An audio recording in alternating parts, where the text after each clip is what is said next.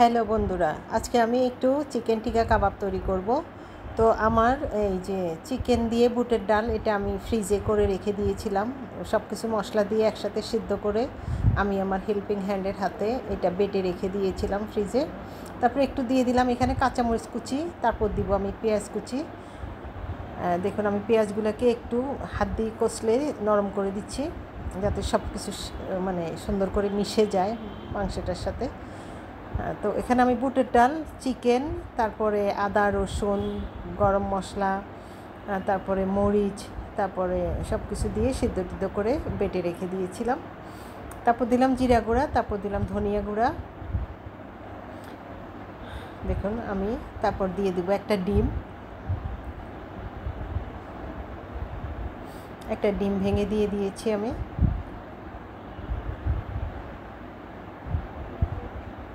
এখন খুব সুন্দর করে মেখে নিব, সব কিছু একসাথে মিক্স করে মেখে নিব আমি।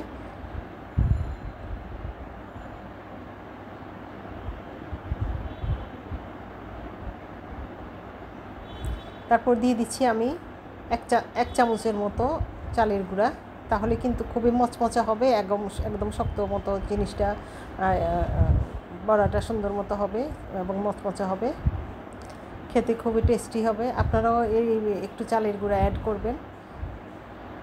তারপর আমি খুব সুন্দর করে আবার মিক্স করে নিব। সাথে দিয়ে দিচ্ছি আমি একটু সয়া সস। আপনাদের বাসায় যদি সয়া সস থাকে তাহলে একটু সয়া সস অ্যাড করবেন, টেস্টটা আর একটু অন্যরকম হবে।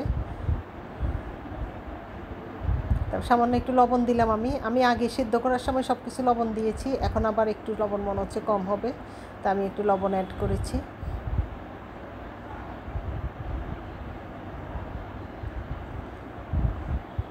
এই বুটের ডাল আর এই চিকেনের এই টিক্কা কাবাবটা আমি কিন্তু সবসময় রেডি করে ফ্রিজে রেখে দিই, আর মাঝে মাঝে আমি বের করে একটু ভাজি করে, কারণ আমার বাচ্চাটাও পছন্দ করে, আমার মেয়েটাও পছন্দ করে। তারপর আমি ফ্রাই প্যান চুলায় দিয়ে এখন সবগুলা কাবাব ভাজি করে নিব।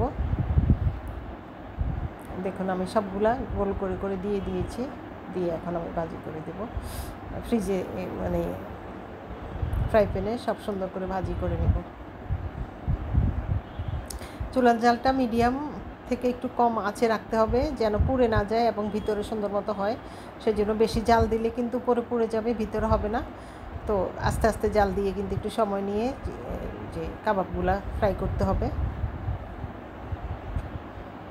এই কাবাব দিয়ে কিন্তু পোলাও দিয়ে খেতে পারবেন, সাদা ভাত দিয়েও খেতে খুব ভালো লাগবে, এবং খালিও বিকালবেলা নাস্তা খাওয়া যাবে একটু সস, টমেটো সস দিয়ে।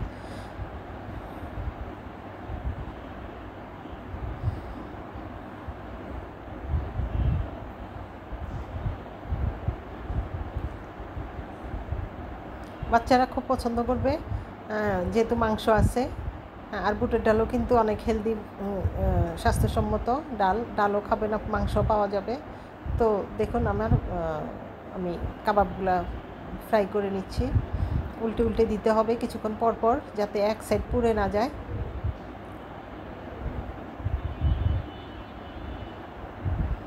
আমি একটা ছোট কাঠি দিয়ে, চিকন কাঠি দিয়ে সবগুলো উল্টে দিচ্ছি বারবার করে।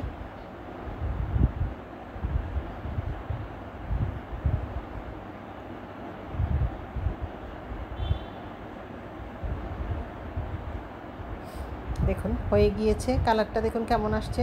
তো এখন আমি নামিয়ে নিব সবগুলো, একটু তেলটা যেন পড়ে যায় সেভাবে আমি চামচে উঠে নিচ্ছি। নিয়ে এইভাবে আমি সবগুলো কাবাব ভাজি করে নিব। দেখুন আমি কাবাবগুলো সবগুলো রেডি করে নিয়েছি, এখন আমি সব ফ্রাই করে নিব।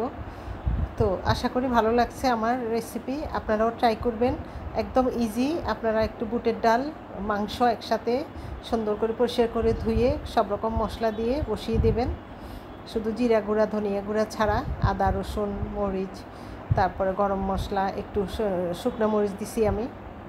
সব কিছু দিয়ে বসিয়ে দিয়ে সিদ্ধ করে নামিয়ে তারপর আপনারা এটাকে বেটে নেবেন, বা ব্লেন্ডারে ব্লেন্ড করেও নিতে পারেন। আমি আমার হেল্পিং হ্যান্ডকে দিয়ে বেটে নিয়েছিলাম, কারণ এখানে মাংস আছে, একটু বেটে নিলে সুন্দর হয়।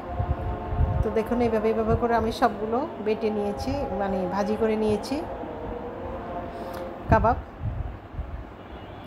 অনেক টেস্ট হয়েছে। পোলাওর সাথে আবার গেস্ট আসলে আপনারা এটা এক্সট্রা সাইড ডিশ হিসাবে রাখতে পারবেন।